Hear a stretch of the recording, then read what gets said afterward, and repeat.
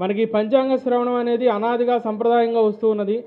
ఉగాది నాడు పంచాంగ శ్రవణం చేయడం వల్ల వచ్చే ఫలితం ఏంటయ్యా అంటే గంగా స్నానం చేసినటువంటి విశేష పుణ్య ఫలితం వస్తుంది.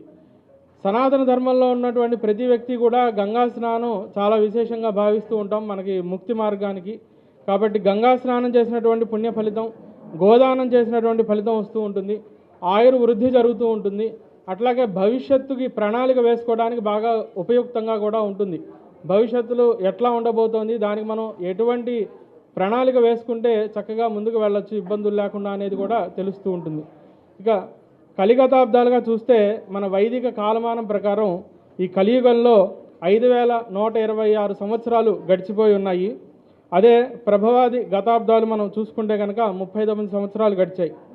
ఆధునిక శక సంవత్సరంగా మనం తీసుకుంటే కనుక వర్తమానం 2025-26 సంవత్సరం. భారత స్వాతంత్ర్య అబ్దాలు తీసుకుంటే 78-79 సంవత్సరంలోకి ప్రవేశిస్తూ ఉన్నాం. ఈ సంవత్సరం నామం విశ్వావసు. ఈ విశ్వావసు నామ సంవత్సరానికి అధిదేవత ఉంటారు.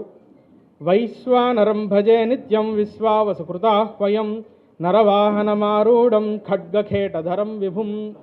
ఈ విశ్వావసు నామ సంవత్సరానికి వైశ్వానరం అనేటటువంటి అగ్ని అధిదేవతగా ఉంటూ ఉన్నారు. అంటే ఈ సంవత్సరం విశేషంగా అగ్ని ఆరాధన చేస్తూ ఉండాలి. మన వైదిక సంస్కారానికి అగ్ని మూలమైనటువంటి దైవం అన్నమాట. వీరు నరవాహనంలో వస్తున్నారు, ఖడ్గాన్ని ఆయుధంగా ధరిస్తూ ఉన్నారు. విశ్వావసు అంటే విశ్వమంతా కూడా వసుత్వంగా ఉంటుంది అనే అర్థంలో చెప్పారు పెద్దలు. వసుత్వం అంటే అమరత్వంలాగా, ఇంద్రత్వం, ఒక గొప్పతనంగా ఉండటం, లేదా ధన వస్తు కనక వాహనాలు కలిగి ఉండటం, విశ్వమంతాను కూడా అందరికీ అది బాగా ఉండాలి అనే ఉద్దేశంతో ఈ విశ్వావసు నామ సంవత్సరం ఉంటూ ఉంటుంది.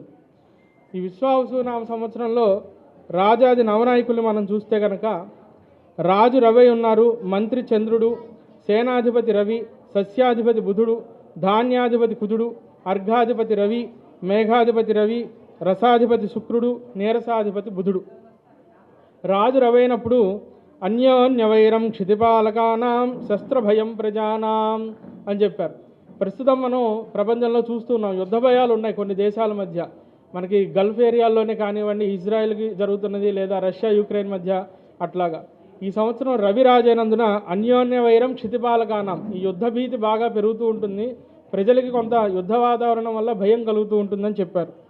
చంద్రుడు మంత్రి ఉన్నందున ఈ ప్లానింగ్, అడ్మినిస్ట్రేషన్ రంగం కొంత చాలా జాగ్రత్తగా ఆలోచించి అడుగు ముందుకు వేయడం అనేది జరుగుతూ ఉంటుంది.